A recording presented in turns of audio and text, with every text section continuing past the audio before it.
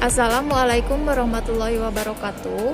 Kami dari kelompok 2 program studi akuntansi perpajakan yang beranggotakan Destia, Alfian, dan Wiarsih akan membahas tentang membuat keputusan investasi modal untuk memenuhi salah satu tugas manajemen keuangan. Nah, kita langsung saja ke pembahasan yang pertama tentang keputusan investasi modal yang akan disampaikan oleh Destia. Apa itu investasi modal? Merupakan investasi jangka panjang untuk memperoleh keuntungan, di mana yang akan datang akan berkaitan dengan proses perencanaan penciptaan, tujuan, pendanaan, serta menanggungan kriteria tertentu untuk memilih aktiva jangka panjang. Investasi modal digunakan untuk menjelaskan rencana manajer untuk mengeluarkan dana dalam jumlah besar untuk memiliki proyek yang memiliki inflasi jangka panjang. Investasi tidak hanya mencapai penanaman dana, tetapi pembelian barang dan peralatan merupakan investasi juga. Yang kedua, jenis penganggaran modal, yaitu ada proyek independen, adalah proyek yang jika diterima atau ditolak tidak akan mempengaruhi arus dari proyek lain. Yang kedua, proyek mutuality eksklusif, yaitu proyek saling eksklusif, adalah suatu proyek yang jika proyek diterima akan membuat tolaknya alternatif proyek lain. Pembahasan yang selanjutnya tentang model keputusan investasi modal. Yang pertama, keputusan penyaringan, dan yang kedua, keputusan pemilihan.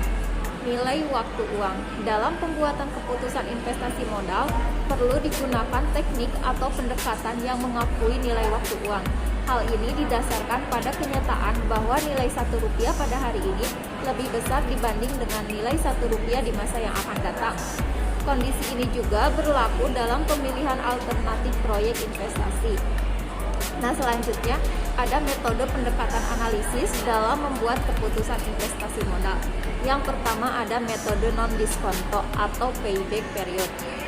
Periode pengembalian investasi ini adalah waktu yang diberikan oleh sebuah proyek investasi untuk menutup investasi, mula-mula dengan penerimaan kas yang dihasilkan oleh investasi tersebut. Rumus dari periode pengembalian ini adalah investasi modal dibagi arus kas tahunan.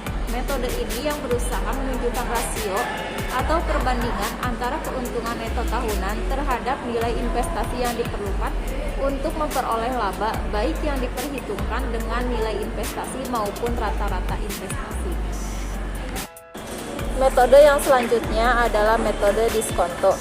Dengan metode ini, penilaian sebuah usulan investasi dilakukan dengan prosedur sebagai berikut.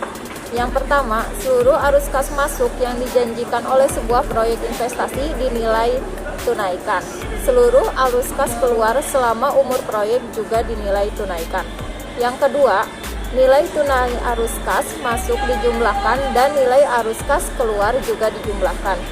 Yang ketiga, bandingkan nilai uang tunai arus kas masuk dan jumlah tunai arus kas keluar. Kemudian yang terakhir, selisih antara kedua angka disebut dengan net present value. Angka ini digunakan untuk membuat keputusan menerima atau menolak sebuah usulan investasi. Sekian presentasi yang dapat kami sampaikan. Semoga apa yang kami sampaikan, yang kelompok kami sampaikan bermanfaat bagi teman-teman semua. Mohon maaf apabila masih banyak kekurangan. Wabillahi taufiq wal hidayah. Wassalamualaikum warahmatullahi wabarakatuh.